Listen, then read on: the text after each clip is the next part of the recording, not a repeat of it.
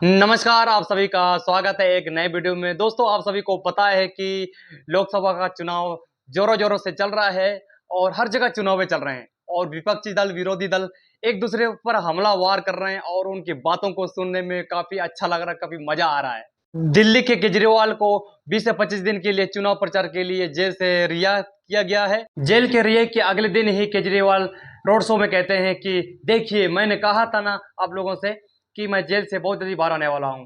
वे इस तरह कह रहे हैं कि हमेशा के लिए जेल से छूट गए हैं। उनको 20 से 25 दिन चुनाव प्रचार के लिए जेल से रिहा किया गया है और 25-26 दिन पूरा होने के बाद फिर अपने स्थान पर जेल में जाएँगे जब तक कोर्ट ने पूरा फैसला पूरा खारिज नहीं किया। दोस्तों, आप बताएँ कि अब की बार किसकी सरकार? बीजेपी या कांग्रेस? कांग्रेस और एनडीए गठबंधन और सभी विपक्षी दल इस बार चुनाव लड़ रहे हैं सिर्फ मोदी को हराने के लिए। वे सभी इसलिए चुनाव प्रचार कर रहे हैं, सिर्फ मोदी को किसी तरह हटाना है।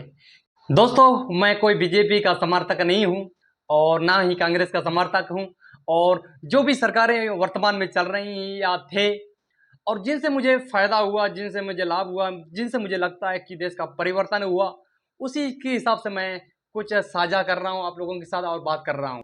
जब कांग्रेस की सरकार थी 2006 से 2010 से 11 के आसपास, उस समय काफ़ी छोटा था और मैं छठी या 5वीं क्लास में पढ़ता था और मैं ये कहने नहीं कह सकता हूँ कि मुझे क्या लाभ मिला था और क्या नुकसान हुआ या क्या फ़ायदा नहीं हुआ, उसके बारे में लगभग मैं कह नहीं सकता हूँ।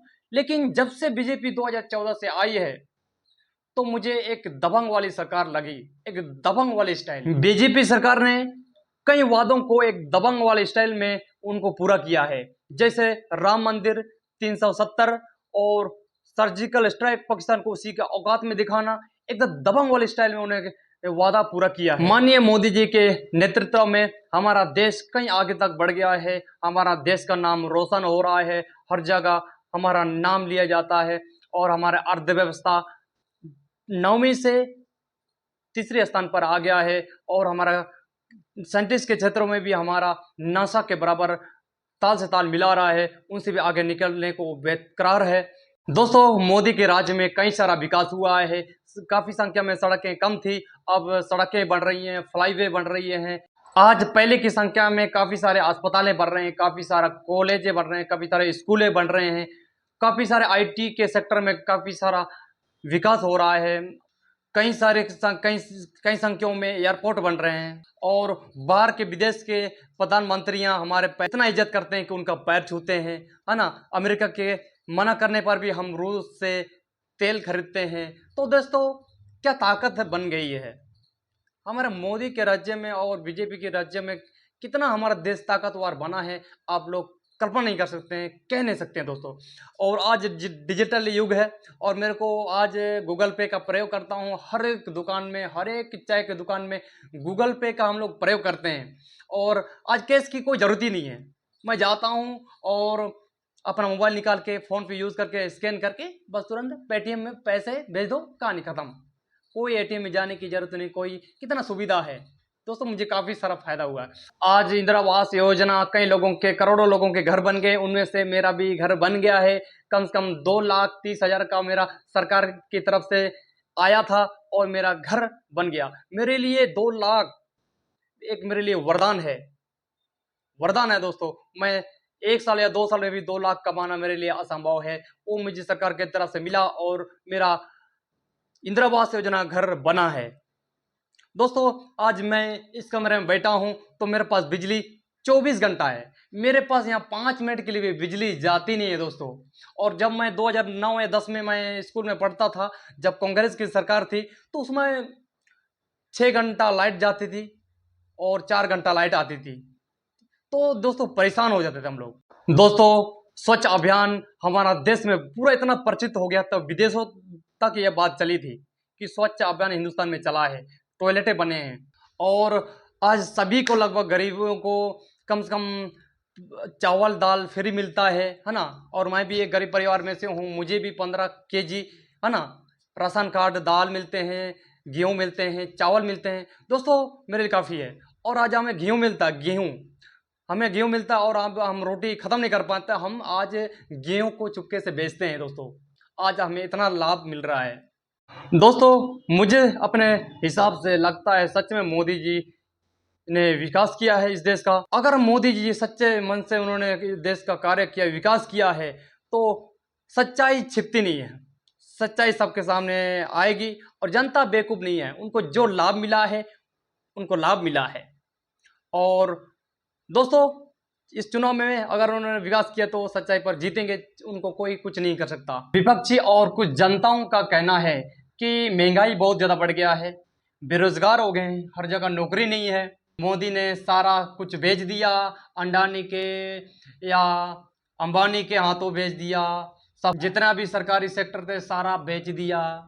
और लोगों का कहना है, कुछ लोगों का, विपक्षी लोगों का कहना है, विरोधी दलों का कहना है कि हिंदू मुस्लिम का वोट हो रहा है, हिंदू मुस्लिम की राजनीति हो रहा है, बीजेपी यही करती है। महंगाई सिर्फ हमारे इंडिया के अंदर नहीं है दोस्तों। आप लोगों से पूछना चाहता हूं, क्या महंगाई कोविड से आने से पहले बीजेपी की सरकार 2014 से थी, क्या 2018 से पीछे 2015, 16, 17, 18, क्या 4 साल के अंदर जब बीजेपी की सरकार थी महंगाई थी? दोस्तों महंगाई नहीं थी। जितना पहले सरकार में चल रही थी उतना ही महंगाई, सब कुछ उतना ही चल रहा था। जब से कोविड आया है तब से महंगाई बढ़ा है।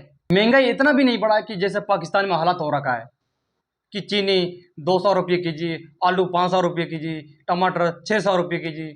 दोस्तों हमारे इंडियन में सिर्फ 20 या 30 या 40 रुपये बढ़े हुए हैं महंगाई है। तो रोजगार क्या समझते हो?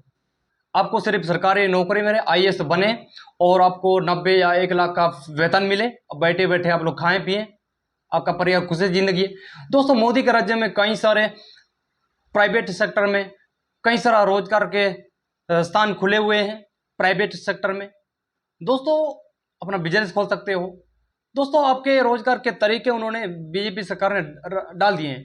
और अभी कई सारी कंपनी है विदेशों से, चाइना से यहाँ इंडिया में स्थापित हो रहे हैं। आने वाला वक्त में देखिएगा क्या रोजगार मिलेगा और अधिक संख्या में मिलेगा। मैं 8वीं क्लास में पढ़ता था, 2008 की घटना है।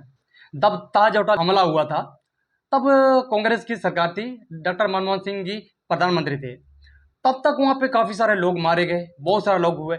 उसमें एक कसाब नाम का एक युवक था जो पाकिस्तान से आया था, वो पकड़ा गया था और उसमें 1 या 2 साल तक कोई कार्रवाई नहीं हुई।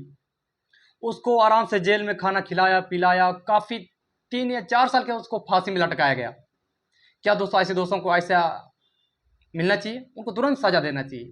दोस्तों मेरी अपनी राय है कि मुझे इस बार भी बीजेपी सरकार, माननीय मोदी जी सरकार नजर आ रहा है। दोस्तों अगर मोदी जी हार जाते हैं तो मैं आपको लिख के देता हूं, दीवार पे लिख के ले लेना। अगर मोदी की सरकार हार जाती है और कोई किसी की सरकार आ जाती है तो जो आप आज आप लोग को विरोध कर रहे हैं वो अब इन्हीं की सरकारों में अगला 20 साल या 25 साल के आप इनका त्रुटियां निकालेंगे, आप चिंतन करेंगे, आप पछतावा करेंगे, ये लिख लो।